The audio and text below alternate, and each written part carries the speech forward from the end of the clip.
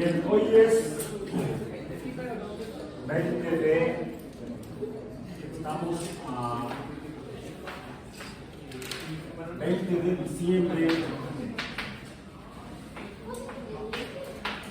de 2022 en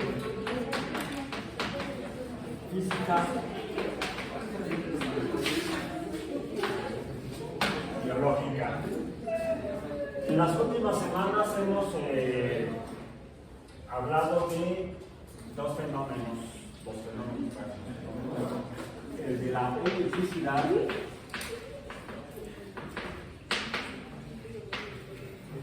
y el del magnetismo.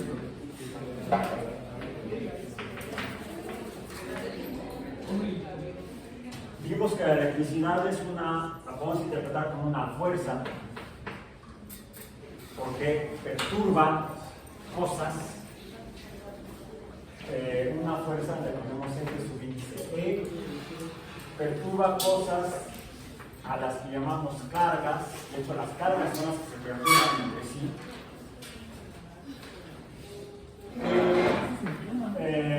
Recordamos que fue Benjamin Franklin el que les asignó los nombres de positivo o negativo, que se habían observado desde la antigüedad. La propiedad que correspondería a la carga, el signo negativo sería en el caso de lo que consideramos como fuerza electrostática, porque parece que se queda pegada, la que se observa que parece estar presente en resinas, materiales resinosos como el látex, como los plásticos, parecen presentar esa propiedad que cuando se acercan a un material vítreo,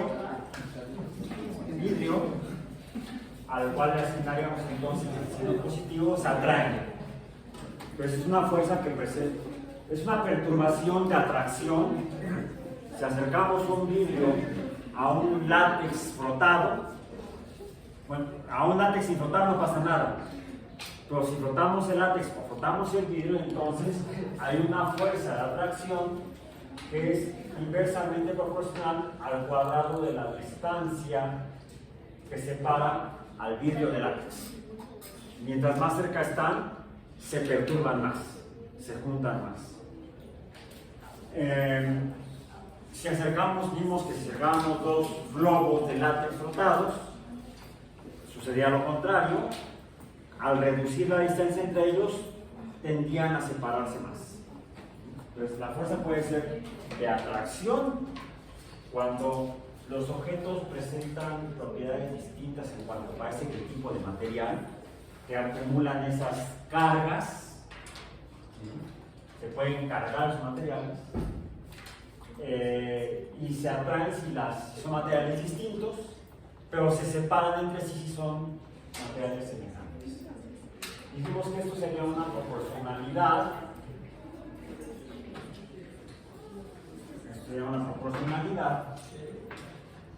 Mientras más cerca estén, la perturbación será mayor. Mientras más nos frotemos el globo, mayor será la interacción, ya sea de atracción o de repulsión.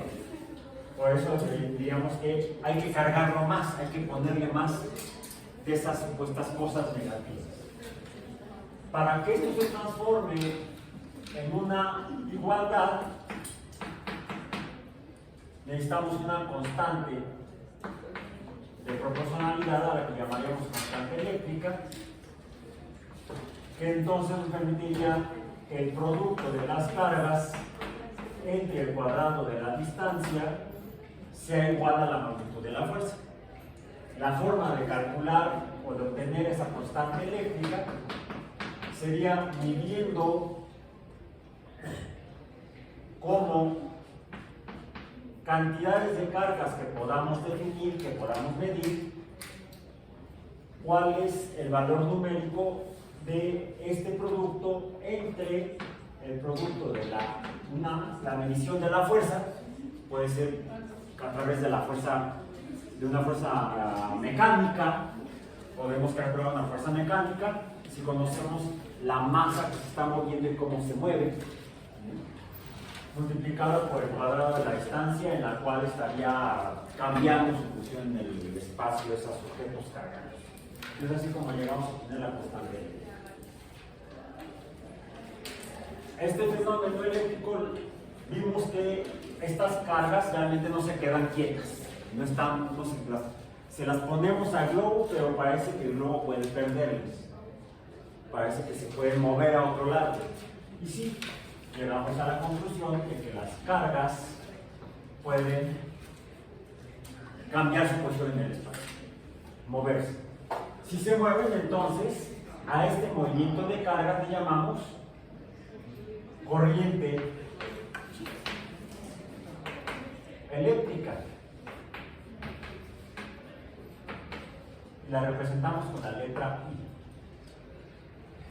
No todos los materiales permiten el movimiento de cargas eléctricas igual. En algunos materiales se pueden mover fácilmente, en otros materiales se pueden mover con dificultad. Al fenómeno del movimiento de corriente eléctrica le llamamos conductividad. La conductividad es el movimiento de corrientes eléctricas. Los medios que permiten el movimiento de cargas eléctricas son medios conductores. Lo opuesto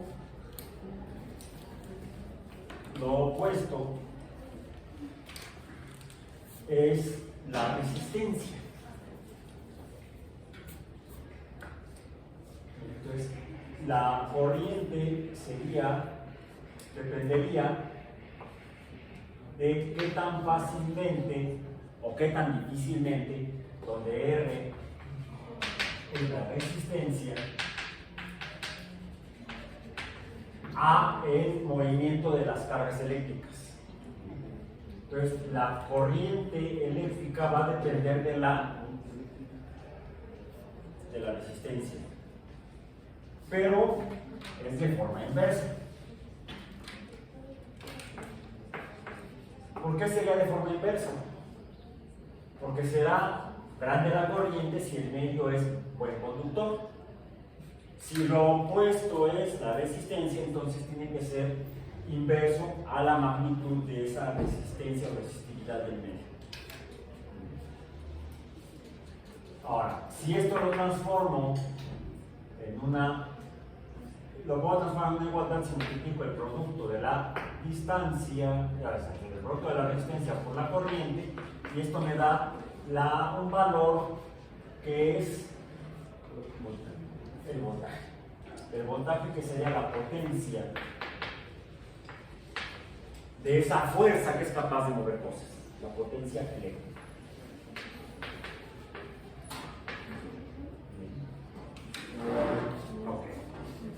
Ahora, las cargas se mueven, pero no se mueven en cualquier lugar. Se mueven a través del conductor y se deben mover, por ejemplo, entre el vidrio y el globo. Del globo al vidrio, tal vez. Pero ya vemos que cuando pusimos aquí el globo, la pared es vítrea, esta superficie lisita de los ladrillos es porque tiene una superficie vítrea, vidrio en la superficie. De hecho, no sé si han visto, se han topado con ladrillos de estos cuando están rotos, hay que manejarlos con cuidado porque se puede uno cortar. Porque una característica física de los vidrios es que presentan esquinas agudas y pueden ser cortantes epidermis. Entonces, pareciera que las cargas se mueven de donde hay cargas negativas a donde hay cargas positivas. Esta se mueve para acá. De hecho, cuando tenemos materias químicamente definibles, podemos ver que toda la materia puede tener este fenómeno de movimiento de cargas. En todas se puede acumular cargas, pero no todas guardan las cargas igual o se les quedan igual. Algunas permiten muy fácilmente el movimiento, otras permiten difícilmente el movimiento. Curiosamente, precisamente en el látex se le quedan las cargas y podemos cargarlo porque es un mal conductor. El látex El IDEA tiene características de resistencia. El látex es un mal conductor de la electricidad, de las cargas eléctricas, por eso se le quedan, ¿no? Cuando los rocks se le quedan pegadas. En cambio, los metales fácilmente permiten movimiento de cargas eléctricas, pero no todos los metales lo permiten igual.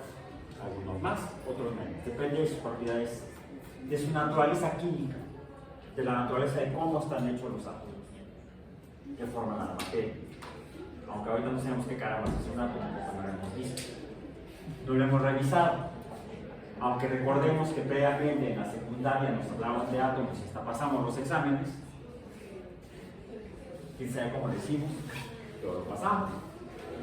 ¿Qué carambas es un átomo y cómo está hecho? Pues el hecho de que presente este tipo de propiedades le da idea de que puede estar formado por cosas con carga eléctrica. Y el hecho de que diferentes materiales acumulen o permitan el paso de cargas eléctricas me da idea de que cada materia química es diferente. Algunos fácilmente pierden las cargas eléctricas y otros fácilmente las pierden.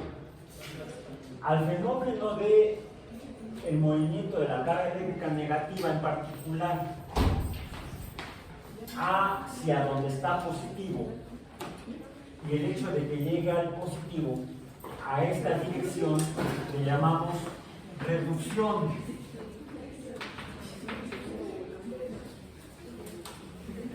La reducción es lo que le sucede a la carga positiva cuando recibe a la carga negativa.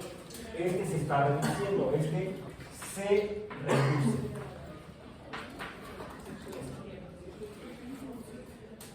En consecuencia, este le pasa lo opuesto. El proceso opuesto se llama oxidación. Este, entonces, se oxida. Y esto les da, entonces, dos nombres eléctricos, que ya lo vimos en una sesión. El que se reduce, ¿cómo se llama?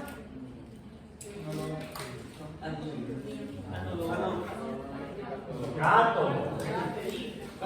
El cátodo es el que se reduce, este es el cátodo. Es el que se reduce. Se reduce el cátodo. Vamos a ponerlo por aquí. El cátodo. Se reduce el cátodo. Y se oxida el ánodo. Yo puedo dibujar estos de una manera representativa.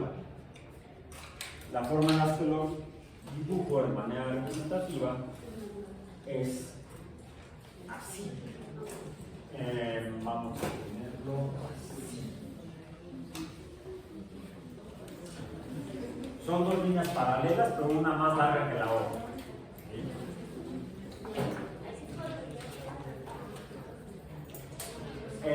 Precisamente para que se muevan estas tienen que moverse de un lugar a otro, pero deben mantenerse en movimiento, como en un movimiento cíclico, como dando vueltas, como circulando, o se le llama circuito.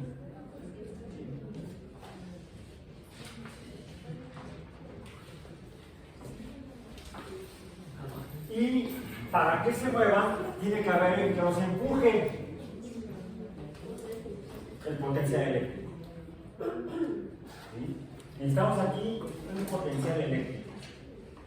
Algo que empuje, de hecho es este. Aquí está el potencial eléctrico.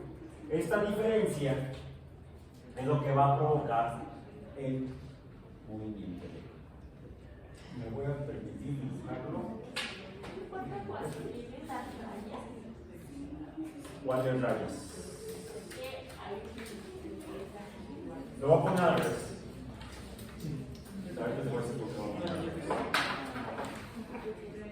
Aquí se ve largo y aquí corto. Porque acá pongo la carga negativa. La carga positiva. Dije una cosa y pensé la carga positiva.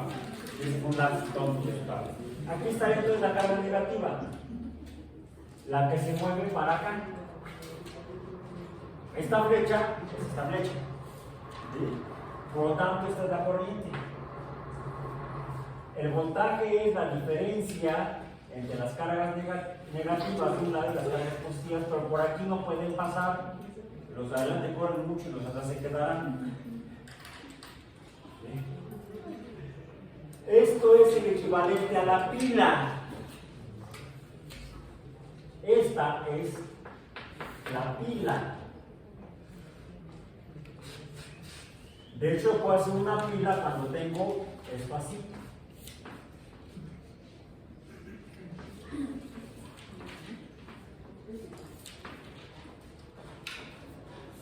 Estos serían 3 pilas o tres celdas. 3 celdas electroquímicas. 3 celdas electroquímicas. Esta es una, este par es uno, este par es otro, este par es otro.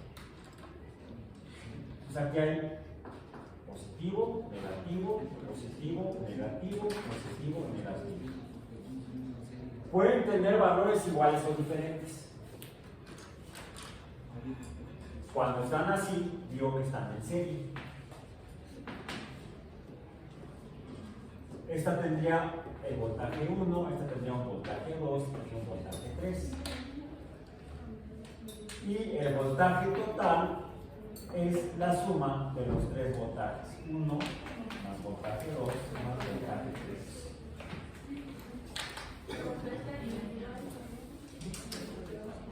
¿Cuánto es la división? No. Si yo pongo, precisamente, si yo pongo una pila aquí y otra pila acá, de alguna manera están conectadas así y luego viene por acá el resto del circuito. Esto es está una arriba y otra abajo en 2 líneas. ¿De qué tipo? Paralelas. Esto es un circuito paralelo.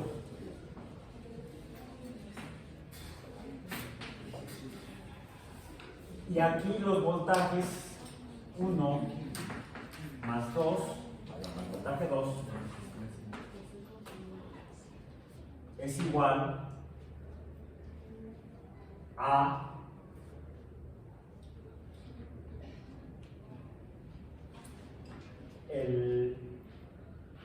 bueno, si aquí el voltaje es de 1 y aquí el voltaje de 1, el voltaje que sale aquí, si aquí B1 es igual a 1 y aquí B2 es igual a 1, el voltaje final es igual a 1. No se suma. Solamente se suma cuando están en paralelo, cuando están en serie. ¿Y si fueran 1 y 2? ¿Dónde? Si fueran 1 y 2. ¿Cómo? ¿A 1 y 2? Es 1 y medio. Es 1 y medio. Es el promedio. Es el promedio de los dos. Por eso no se suman. Es la media. ¿Sí? Pero no se suman. No se suman. En paralelo no se suman. Otra cosa que vimos que tiene sentido. Tiene dirección.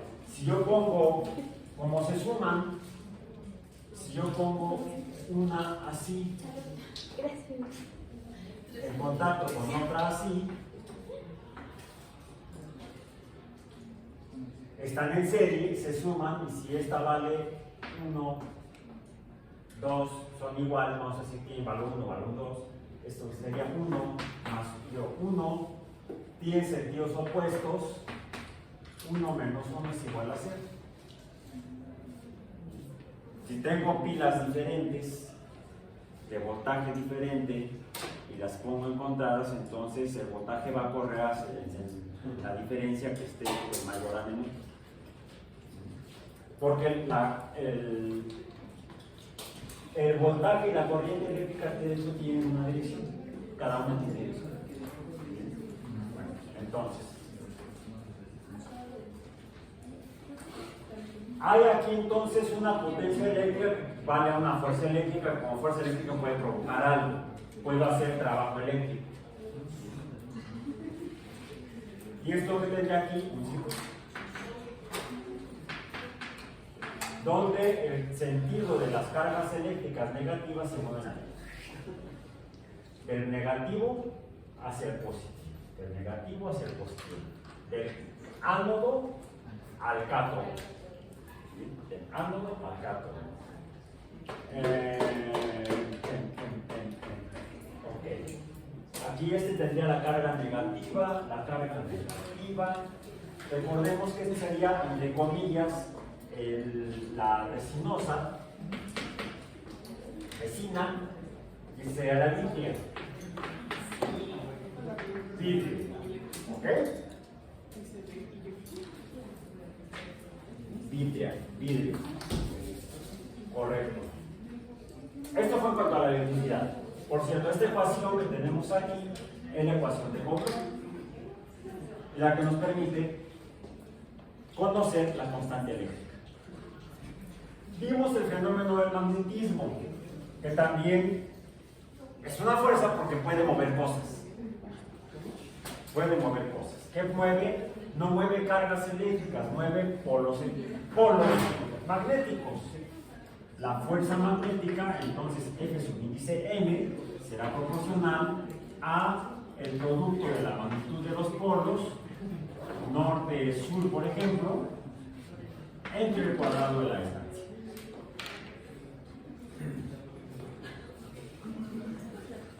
Vimos en el video, porque la pila con la que quise hacer el experimento es esta de aquí, que va para 3 años, y la he estado usando además.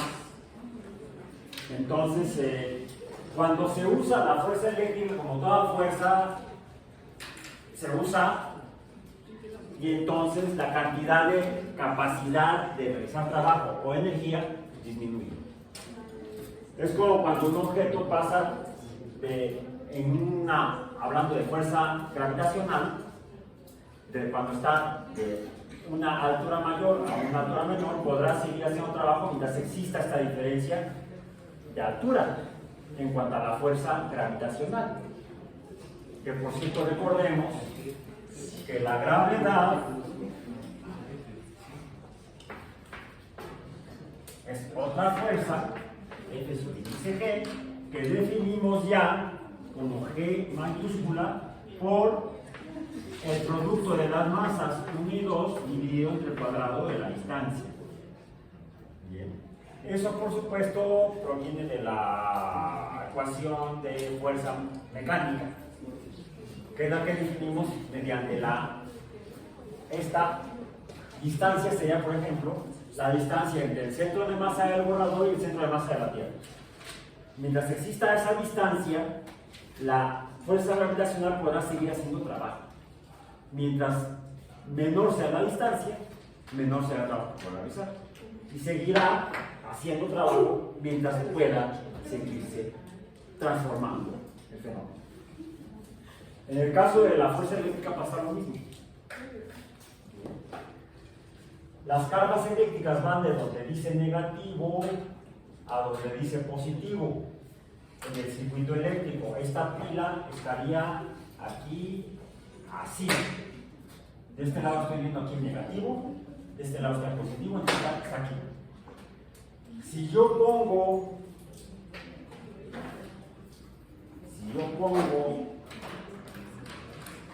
un par de materiales que permitan el movimiento de cargas eléctricas, materiales conductores, no resistencias, sino conductores que permitan el movimiento. Le pongo uno acá y le pongo otro acá. Lo que he hecho es esto de aquí. Este alambre negro es esto de acá, este alambre rojo es esto de acá. Si los junto, entonces, ahora tengo el circuito donde las cargas se están moviendo de donde está conectado el alambre rojo a donde está el alambre negro, del negativo al positivo. Y yo puedo medir la fuerza o la potencia con la que se están empujando las cargas negativas de un lado hacia el otro si pongo un medidor aquí, el voltímetro. No lo voy a hacer aquí, lo tengo, no lo voy a hacer tiempo. Además ya lo hicimos previamente. Eso para que lo veamos. Entonces, en realidad lo que está sucediendo es que las cargas negativas se están moviendo hacia el aparato, están haciendo algo al aparato para que abriendo un número. ¿Sí? Y esto lo veo yo acá como el numerito. Ahora, podría hacerlo, por ejemplo, si conecto una lámpara. ¿Quién sabe qué es eso? Una lámpara es un emisor de luz. Bueno, definimos una lámpara como un emisor de luz. Ya sabemos en la experiencia cotidiana que si yo cierro un circuito donde tengo conectada una pila o una celda electroquímica a una lámpara, mientras exista esta diferencia de cargas, o sea, la fuerza eléctrica o la potencia eléctrica más bien, pues la lámpara podrá estar aventando luz, así como el aparato me avienta un número. De hecho, yo podría cuantificar la cantidad de luz, hacer una escala y medir con esa escala de luz esta potencia eléctrica. Es una manera más o menos en la que podríamos decir podemos inventar un voltímetro. ¿Okay? Bueno. O quizá podemos hacer que se mueva con un motor una aguja en una escala donde podemos ver, dependiendo de la fuerza que hay aquí, la potencia eléctrica, se estará moviendo más o menos la aguja, y puedo hacer una escala con la cual pueda ponerle numeritos y medir el voltaje. Así es como se hicieron los primeros voltímetros. Eso fue gracias a que ya previamente, finales del siglo, principios del siglo XIX realmente, finales del siglo XIX, Christian Ørsted, en Dinamarca, observó que al hacer pasar una corriente eléctrica donde estaba previamente un material magnético, un pedazo de hierro magnetizado, una aguja de una brújula, ¿sí? Con el polo norte hacia acá y el polo sur hacia acá. Al pasar la corriente eléctrica, la aguja de la brújula se movía específicamente de esta manera, quedando el norte acá y el sur acá.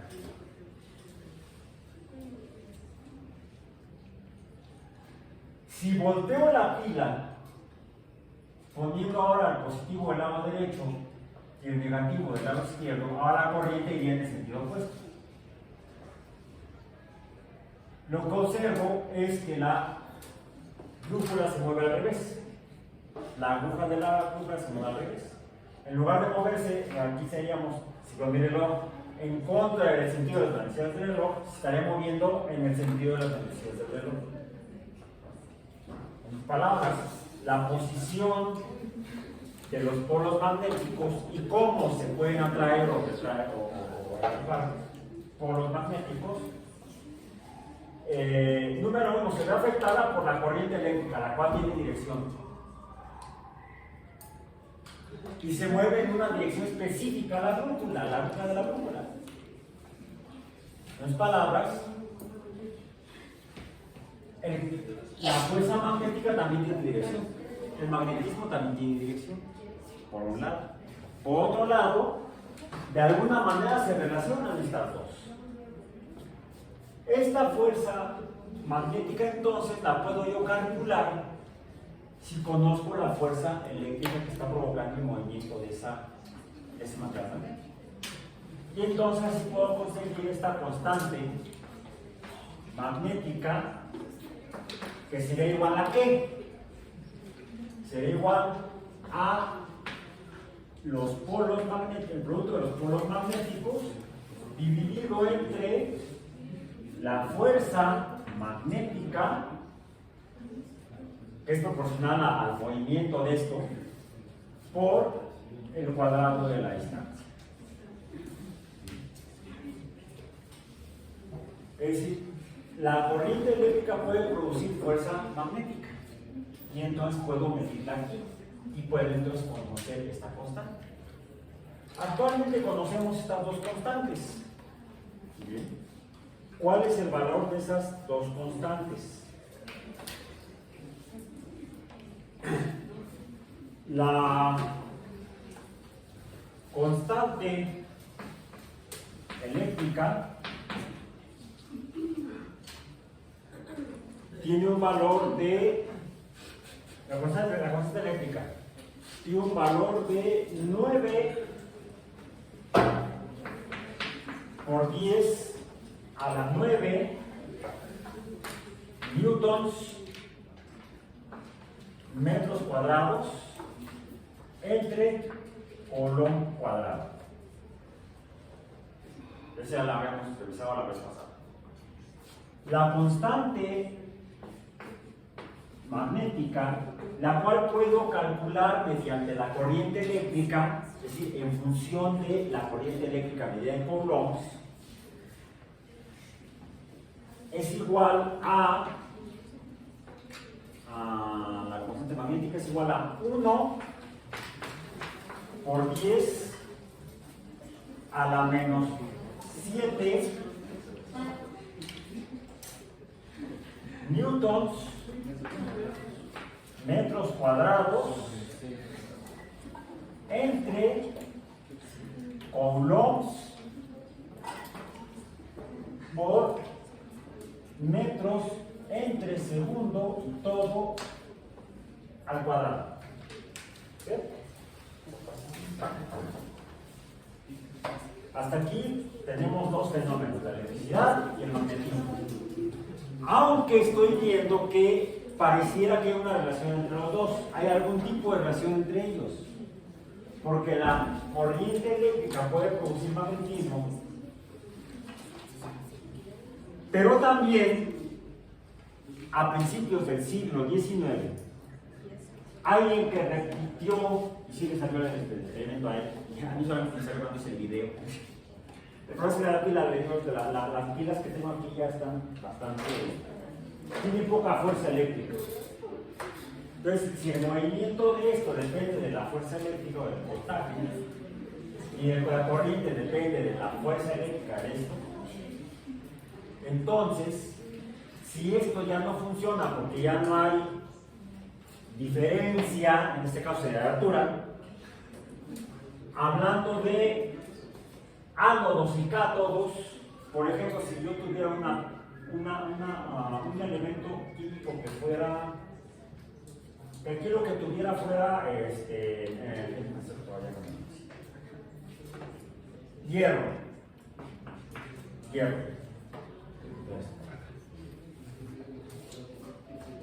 Voy a hablar de hierro. El hierro. Y lo tengo en contacto con hierro. O sea, si no sería flúor. Hierro.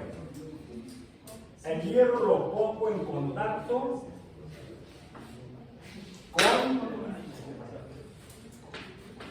zinc. Una lámina de zinc. Un clavo de hierro con una lámina de zinc. En la tabla periódica, ¿cuál de los dos está más a la derecha y cuál está más a la izquierda? Sí. El zinc, ¿hacia dónde está? A la derecha. Hacia la derecha. El hierro está hacia la izquierda. El número atómico del hierro es 26. El número atómico del zinc es 30.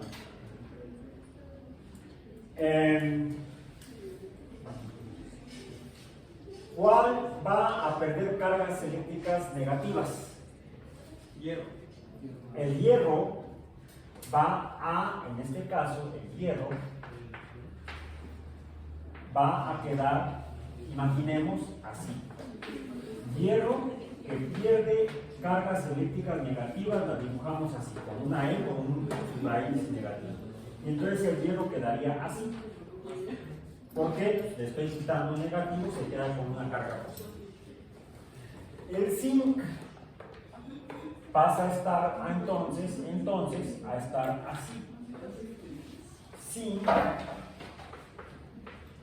más esto va a dar zinc.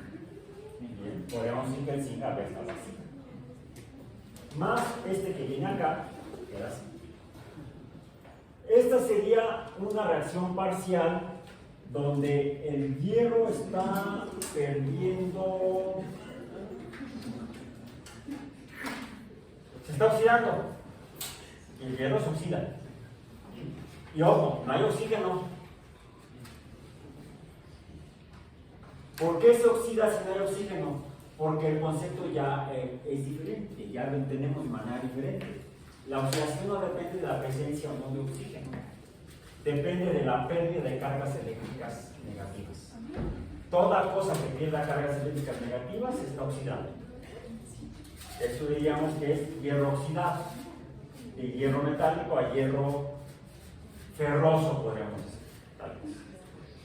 El de ferroso es menos 2, entonces más 2. Hierro más 3 sería férrico. El zinc, en cambio, está ganando la carga negativa que perdió el hierro. ¿Qué le está pasando? Se está reduciendo. Eso hace que el hierro cambie su aspecto y sus propiedades físicas. Cambia su aspecto y hasta su forma. Por eso es que si yo les muestro estas pilas ya algo antiguas que tengo aquí, y váyanselas turnando por ahí, fíjense en la base de la pila, de estas pilas, que cómo se ve la base, cómo se siente. No está plana, dicen que está inflada. No, no es que está inflada, está un poco ha aumentado su volumen, porque ahora esas no son pilas de hierro ni de zinc, están hechas con otros materiales, pero otros elementos químicos que también uno se está oxidando y otro se está reduciendo. En toda pila debe haber al menos 2 elementos químicos para que uno pierda las cargas eléctricas negativas que se van a ir hacia el otro. Entonces, uno se oxida, el otro se reduce. Los dos se transforman químicamente y entonces cambian sus propiedades físicas, como su volumen. Y por eso las pilas, una vez que han estado realizando este trabajo eléctrico, lo están haciendo constantemente, aunque no se usen. Por eso es que las pilas, esas tienen fecha de caducidad. Porque aunque no se usen, los elementos químicos están ahí en contacto, y el que está más a la derecha en la tabla periódica está ganando las cargas eléctricas negativas del que está más a la izquierda en la tabla periódica. Uno se está reduciendo, el otro se está oxidando, y el trabajo químico se está realizando acá. Aunque no haya un trabajo eléctrico útil. Entonces las pilas hay que usarlas, porque de cualquier manera caducan. Son como la leche, hay que tomársela, porque de cualquier manera, por cierto, también se oxidan. Los azúcares, aunque no la uses,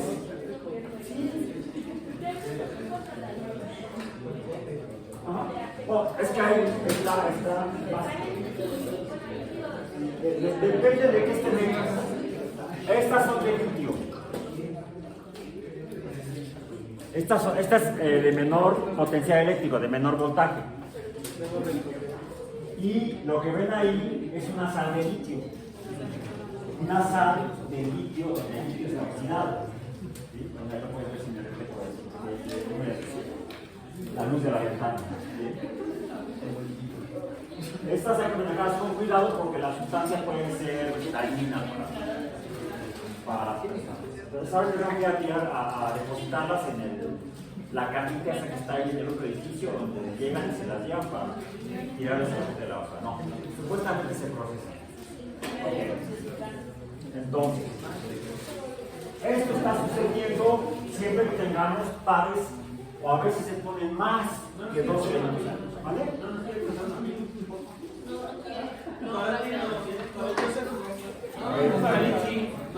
Esta que no tiene... Incluso esta, con cuidado ahí, estaba saliendo. Hasta que se acaban. A ver, ¿quién compra? Aunque no las usen, se siguen, el cátodo se sigue reduciendo y el ánodo se sigue oxidando. No, y aún las recargables les pasa lo mismo. ¿Por qué? Se oxida y se reduce. Se vuelve a oxidar y se vuelve a reducir. Pero la oxidación es poco a poco de cada uno del montón de partículas del elemento químico que conforman a la pila. A cada una de las dos unidades, en este caso tendríamos una celda, por favor, estoy empezando a quedar sin voz. Entonces, por favor. Esto sería una pila completa o una celda electroquímica completa. En general son dos reacciones químicas. Una de oxidación y otra de reducción. Necesitamos a los dos electrodos para que se lleve a cabo, porque un electrodo está aquí y otro electrodo está acá. Cada pila está formada por dos electrodos. Los electrodos, desde el punto de vista de la física, no solamente son los alambritos con el que meto yo en el aparato para medir. No. Siempre hay electrodos, siempre que haya dos sustancias y una pueda perder cargas eléctricas negativas y otra pueda ganar. Siempre habrá entonces por lo menos un ánodo y siempre habrá por lo menos un cátodo. Siempre. Sí, puedo hacer este tipo de sistemas más complejos, de modo que tenga yo más elementos químicos que me hagan una cadena de reacciones químicas de oxidación, de reducción o de oxidorreducción. Y de hecho, así funcionan ustedes. Así funciona la cadena respiratoria.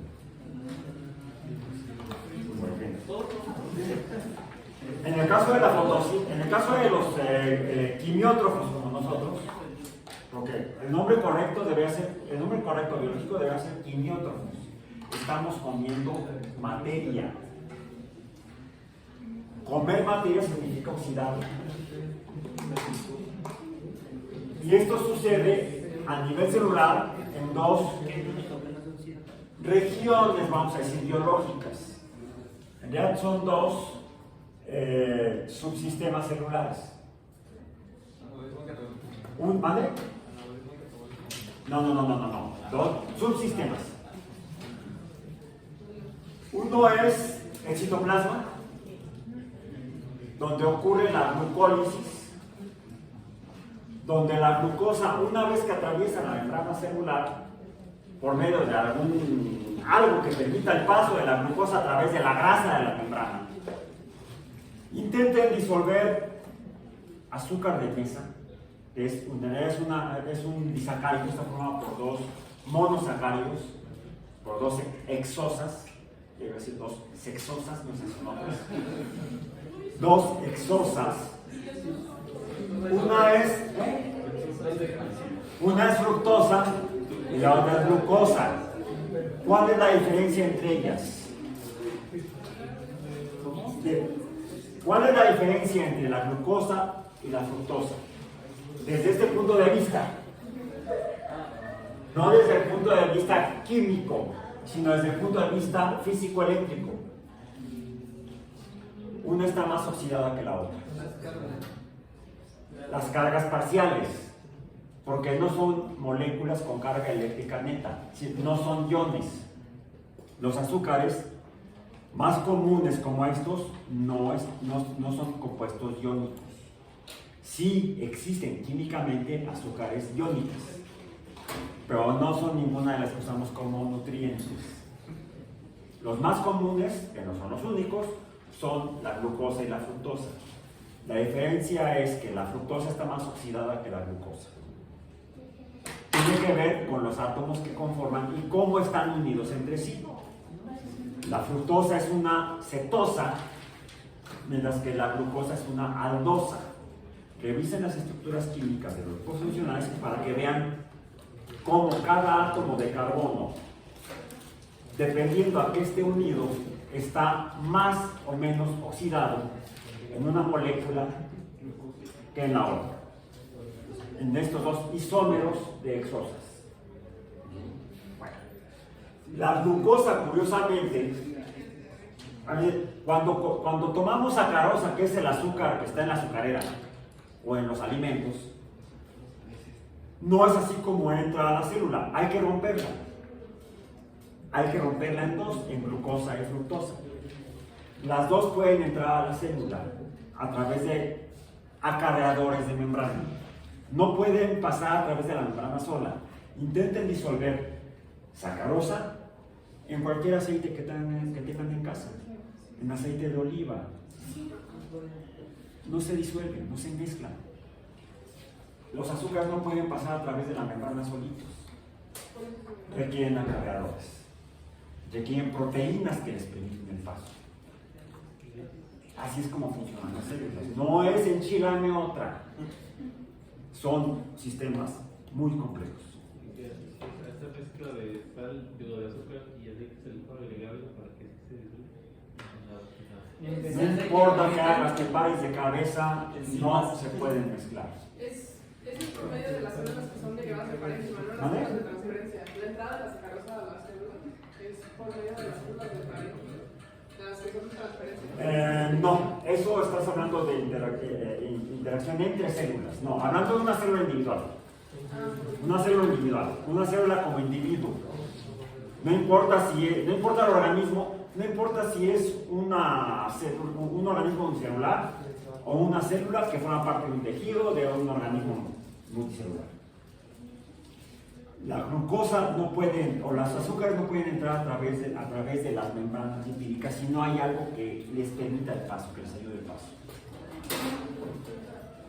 Bueno, ahora mi programa está llegando al final de año. Espero.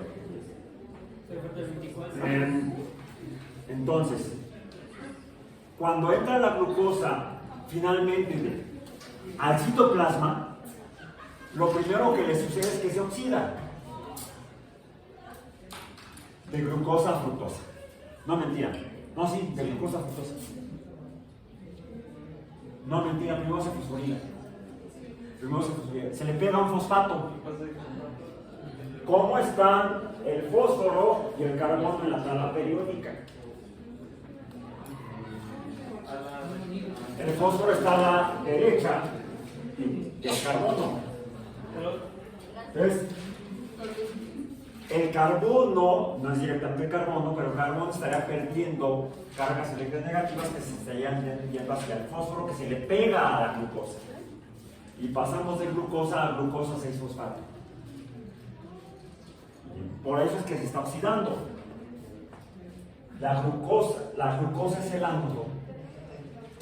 Y el fosfato del ATP que se gasta para poder fosforilar la glucosa es el carbono. Y perdimos un ATP. ¿No queda para sintetizar ATP? Nada es gratis en la vida. Tienes que invertir ATP para ganarle a la glucosa ATP. Revisen en sus libros de bioquímica, en el ciclo de la glucólisis, en sus libros de bioquímica. El ciclo de la glucólisis, los cambios de cada grupo funcional del azúcar, del que pasa de glucosa a ácido piruvico o piruvato. ¿Qué le está pasando a los carbonos que se unen no directamente, sino a través de oxígenos, a los grupos, y cómo se transforman los grupos carbonilos, los carbono doble enlace oxígeno, de estas dos azúcares, una aldosa y la fructosa, que es en la que luego se transforma la glucosa 6-fosfato. Pasa de glucosa 6-fosfato a fructosa 6-fosfato. Y fíjense en los electrones de los enlaces. Uno es el ánodo y otro es el cátodo. Para eso es que estudiamos electricidad en el curso de física biológica, para entender cómo funciona el metabolismo energético. Ok. Pero no solo eso. Cierto es que esto sucede en una pila artificial o cuando hierro y zinc se encuentran en la naturaleza. Y hay algo aquí en medio que permite o facilita el paso de las cargas negativas de uno a otro. Esto es lo que se llama puente. Tiene que ser un medio conductor, pero un medio conductor, porque debe ayudar a que pasen las cargas negativas de un lado a otro. Del ánodo al cátodo. Ok. De ahí que esto sea una fuerza igual a esta cantidad, que depende de esta constante que tiene este valor. Pero cuando hay corriente eléctrica también se producen fuerzas magnéticas, que sería algo diferente. Esto de acá. De hecho, gracias a eso podemos calcular y conocer toda la ecuación del magnetismo. Porque conocemos la constante magnética gracias a medirla en un sistema eléctrico. Y de hecho conocemos a la constante eléctrica gracias a poder medirla en un sistema mecánico. La física es una. De alguna manera están relacionadas la gravedad con la electricidad y la electricidad con el magnetismo. Vayamos a la relación entre la electricidad y el magnetismo. Dos constantes que de manera más directa es evidente que la fuerza eléctrica produce fuerza magnética. Pero mencionaba yo que a principios del siglo XIX Michael Faraday logró hacer lo opuesto, usar la fuerza magnética para producir corriente eléctrica, generando una potencia o un voltaje. No me voy a ahondar en el experimento, está en los libros, revísenlo por favor. Revisen el concepto del solenoide, que es un solenoide, que fue lo que usó Faraday, es un solenoide, para demostrar que la fuerza magnética, fuerza porque produce movimiento de polos, puede producir corriente eléctrica. E inventó el motor eléctrico. O sea, algo que es capaz de producir movimiento, eso es un motor.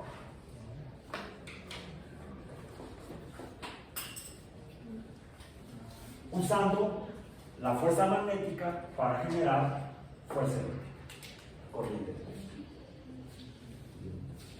No me voy a ahondar en eso porque no tiene mucho sentido en la biología. En la biología como tal no existen realmente motores eléctricos de esa naturaleza.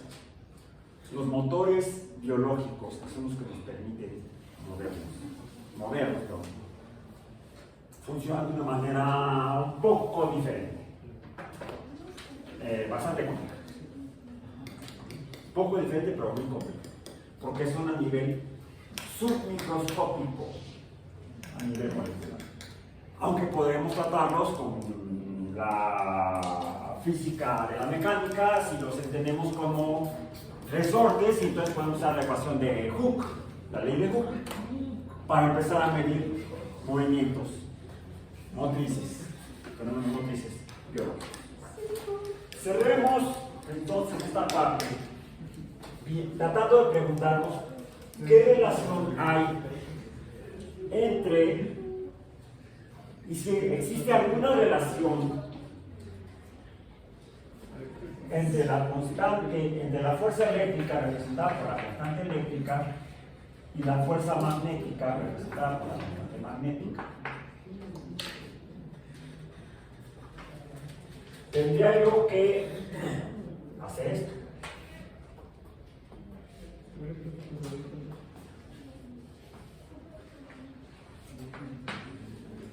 ¿Ok? Ahí está. Ahí está, mejor. Aprovecho que tengo ya escrito.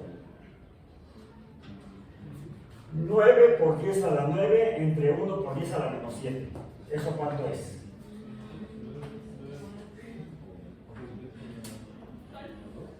9 por 10 a la 9 entre 1 por 10 a la menos 7. 9 entre 1 es 9. 10 a la menos 10 entre 10 a la menos 7. No, 10 a la...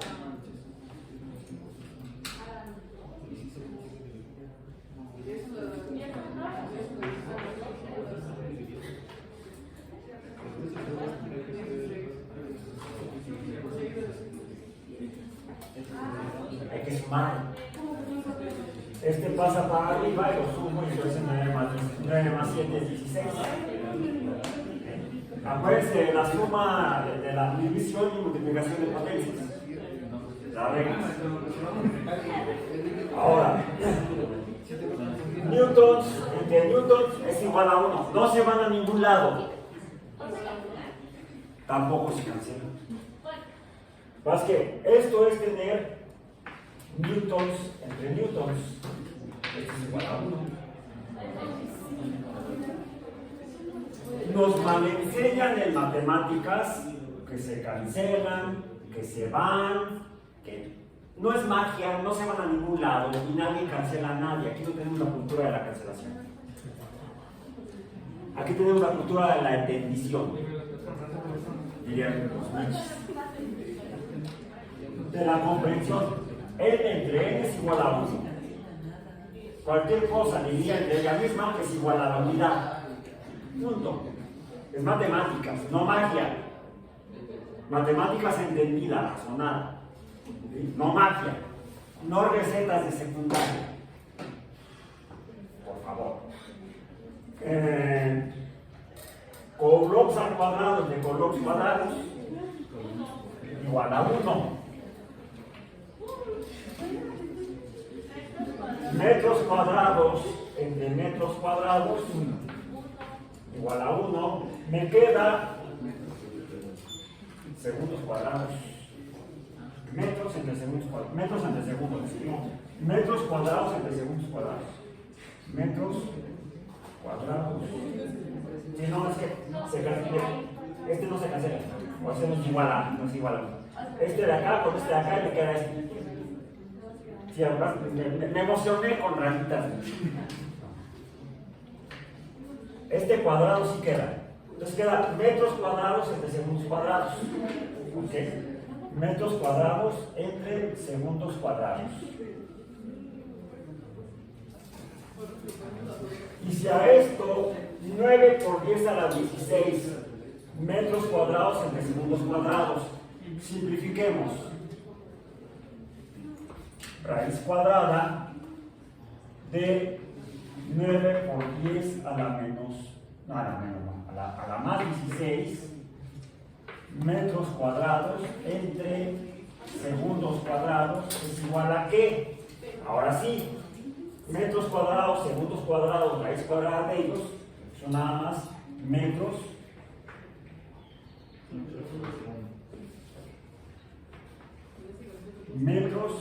entre segundos. ¿Esto qué es? Velocidad. Raíz cuadrada de 9 por 10 a la 16. Hagan en las calculadoras. Escriban 9e16 y obtengan la raíz cuadrada.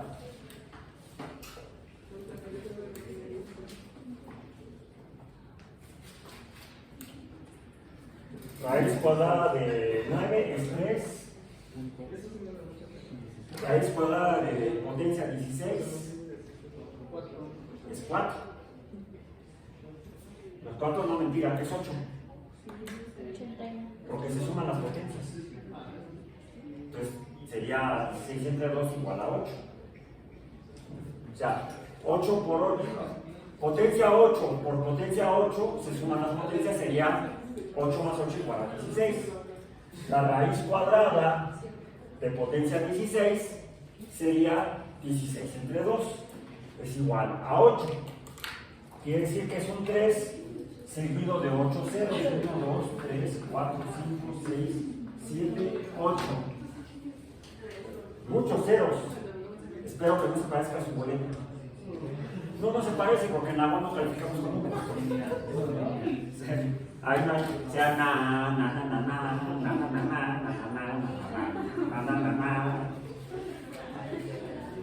Ok, no, a ver. Separemos en tríadas. Coma, coma. Ahí está. Unidades, decenas, centenas, millares, decenas de millares, centenas de millares, millones, decenas de millones. Son 300 millones de metros entre segundo. Es el cociente de K sub E entre K sub M. ¿Y ese número qué?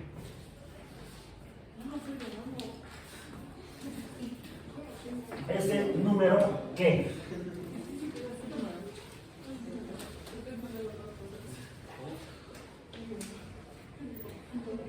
Permíteme la banca, por favor. Banquita, por favor.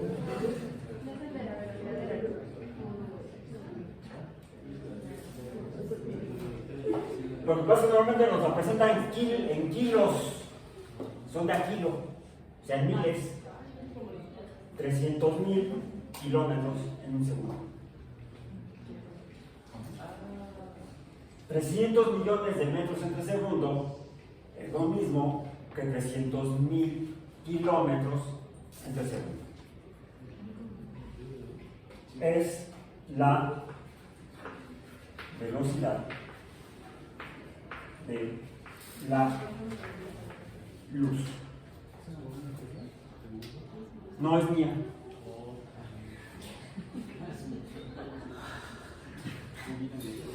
Que si era de Tesla, no. La compré en una tienda. ¿Cuánto le pasó? Ay, no sé, la compré hace Hace 9 años la compré. La compré en el centro espacial Kennedy. La última vez que fui fue en 2013. Y ahí la encontré en la tienda de souvenirs y dije, me la llevo. Porque aquí están más caras. Ya ha bajado de precio.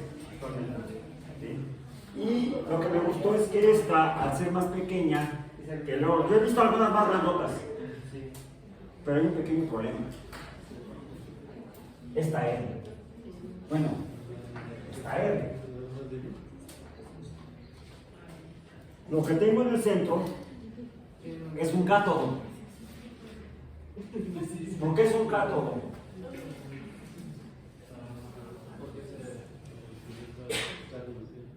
De ahí saldrían las cargas negativas, según el concepto antiguo. Según el concepto antiguo. Desde el concepto moderno es este.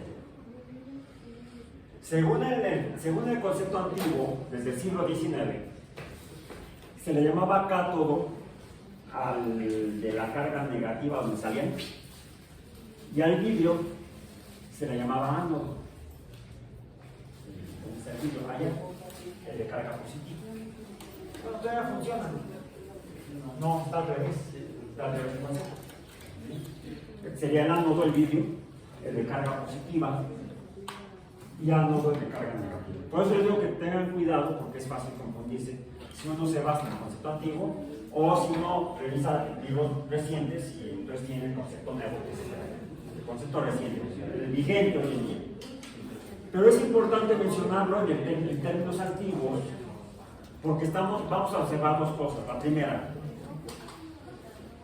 del cociente de la constante eléctrica y de la constante magnética, que sería una forma de explicar por qué una corriente eléctrica causa un campo magnético, debe haber una relación entre ellos, entre el fenómeno eléctrico y el fenómeno magnético, entre una fuerza y la otra. Si yo divido la de arriba, divido la fuerza de arriba de la fuerza de abajo, de alguna manera deben relacionarse. Bueno, una forma de tratar de entenderlo es usar con el número constante que se no varía, porque aquí las cargas pueden variar, los polos pueden variar, las distancias pueden variar, pero las constantes son constantes. Y una ventaja que tengo es que, dado que estos números son constantes, su cociente es constante, no cambia. La velocidad de la luz siempre es igual.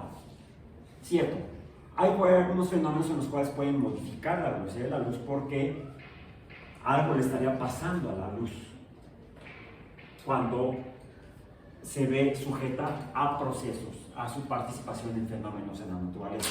Una distorsión. Ya lo vimos, la luz se puede desviar. Cuando pasa de un medio de una densidad a un medio de densidad diferente, del aire al vidrio o al policarbonato, o del espacio interplanetario o entre el Sol y la Tierra, y pasa por la atmósfera y entonces veo azul, o más atardecer veo rojo, o el amanecer veo también, el amanecer lo puedo ver rojizo.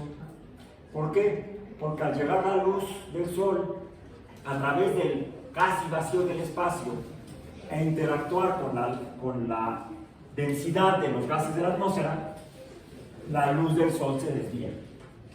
Pero la luz del Sol está formada por 6 luces diferentes: rojo, anaranjado, amarillo, verde, azul y violeta. Y cada una de ellas se desvía de manera diferente. No.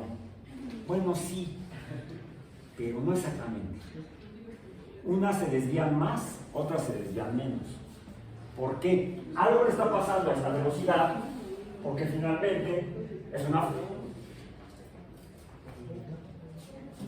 Yo aquí estoy viendo luz, por cierto, de colores característicos, vamos a decir, diferentes. Pero esa luz incluso está uniendo el cátodo de esta cosa con el ánodo de esta cosa en términos antiguos. El cátodo con el vidrio. Hay una luz que parece que sale del llamado cátodo aquí al vidrio, el de carga positiva, que ahora debería llamarse cátodo el vidrio y ánodo lo llama. Pero bueno, quedemos con el término antiguo. Porque esto lo descubrió en el siglo XIX. Y a las lucecitas que salían del cátodo, de las cuales deberían estar saliendo cargas negativas, están saliendo rayos de luz. Están saliendo rayos de luz. Les llamaron rayos catódicos. No porque hubiera catódicos, protestantes, tibetanos, no. Evangelistas, no. Porque salen del cátodo llamado así entonces, por eso les llamaban rayos catódicos. Y asumieron que tendrían carga negativa, de acuerdo a la definición de Franklin.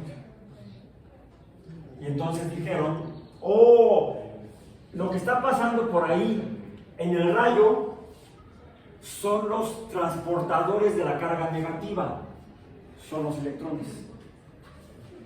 Pero mucho cuidado, lo que están viendo no son electrones, están viendo una luz azul. Es la luz que estamos viendo, es la luz que se produce cuando estos llamados electrones que salen de ese cátodo en camino hacia el vidrio, en camino hacia si ese fuera el cátodo, hacia el ánodo de este sistema, esas cargas negativas están interactuando. Esto no está vacío, hay aire adentro de ello. Y no está vacío, es simplemente un bulbo de vidrio unido a un circuito eléctrico, que produce cargas eléctricas negativas en la punta del poste ese, los cuales se vienen para acá Y esas cargas eléctricas negativas llegan al vidrio y no pasa nada. Empiezan a recorrer la burbuja de vidrio, ¿sí? Por múltiples partes. Si yo no lo toco, lo que pasa es que yo también soy un buen conductor, responsable, pongo el cinturón de seguridad, no tomo antes de manejar, y también soy un buen conductor eléctrico. ¿Sí? Las cargas eléctricas negativas están saliendo del poste al vidrio, a mi dedo, y de hecho si lo dejo aquí voy a sentir que se calienta. Está realizando trabajo. Bueno, la interacción de los electrones con el aire que está dentro produce luz. Una luz azul, no es cualquier color de luz. Por cierto, cuando toca el vidrio produce otro color de luz. Es una lámpara de Tesla. Lámpara de Tesla. También es una lámpara de Raúl Alba.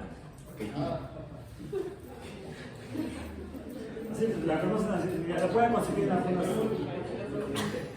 ¡Ah! Ya Faraday empezó a imaginar cómo podría comportarse esto. Cómo la carga eléctrica, las cargas eléctricas moviéndose por el conductor, por el alambre, ¿qué estarían haciendo para poder mover la aguja de la brújula sin tocarla? Estarían generando fuerza magnética alrededor del cable, una fuerza magnética invisible, que es más grande mientras más corta sea la distancia, ¿sí? Mientras más pequeña sea la distancia. Y la electricidad se comporta igual. A esa cosa que varía su magnitud y que provoca perturbaciones, de manera proporcional a esta distancia, es algo que se le dio en llamar campo, porque varía el valor de F, ya sea la fuerza eléctrica, campo eléctrico, fuerza magnética, campo magnético, y lo mismo deberíamos decir en cuanto a la fuerza de gravedad, campo gravitacional. Y es entonces una graduación de la fuerza que provoca el cambio. Antes de hacerlo con este LED, que es una LED, significa lámpara emisora, un diodo del emisor de luz, lo voy a hacer con otra lámpara, que es un poco diferente, que supuestamente la velocidad que está. De hecho, por eso apagué las lámparas del salón y no abrí las cortinas como otras veces. Está lejos de la lámpara de Tesla, ¿correcto? Como a 1 metro, más o menos. La voy acercando. No.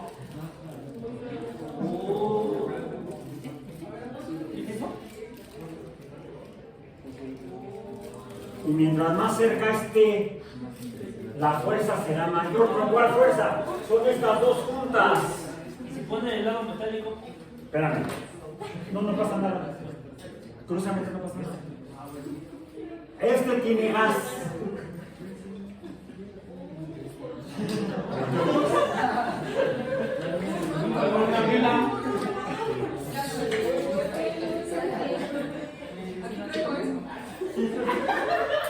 No. Tenía yo por ahí no traje. Sí, también se puede provocar la emisión de luz en diodos, sensores de luz. Pero no con cualquiera, depende de la fuerza. Depende de la fuerza que requiera este diodo para poder más chiquito. Como puede ser más chiquito, como puede la fuerza necesaria, el voltaje, puede ser mayor. Ah, sí, miren. Sí.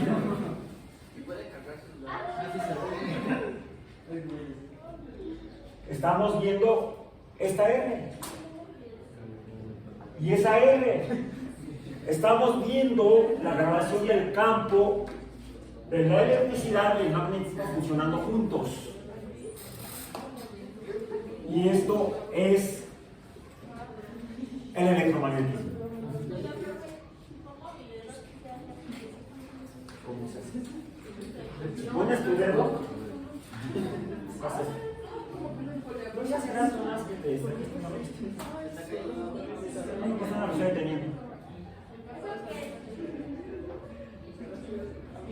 pasa es que en este caso, mis dedos funcionan como electrodo. Y entonces los electrones pasan a través del aire al vidrio y luego a mi dedo.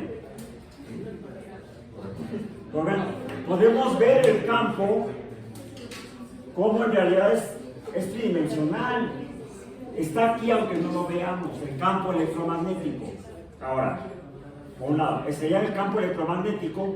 ¿Y qué es la luz? Es un fenómeno donde se funcionan juntos la electricidad y el magnetismo. Por eso vemos que la luz sale de aquí en forma tridimensional, pero aquí es una luz invisible. No la veo, solamente veo la que está allá adentro. Y a su vez, este también está emitiendo luz visible y a su vez está generando un pequeño campo electromagnético dependiendo de la cantidad de luz que emita. Cada fuente de luz es un emisor de fuerza electromagnética en forma radial en un espacio tridimensional de tipo estéreo. No me pasa gran cosa. Hace para la tableta. Si le dejamos una pila. Ah, no, pero que si lo cargas. Se le pone. Bueno, pues, ¿qué es el electromagnetismo? Es en realidad la manifestación de ambos fenómenos juntos, de electricidad y de magnetismo. Dependiendo del sistema en el que se encuentren y cómo interactúen con la materia, o estaremos viendo electricidad, o estaremos viendo magnetismo, o estaremos viendo el electromagnetismo. ¿Qué es la luz? Es electromagnetismo. Y con eso terminamos y apagamos la luz.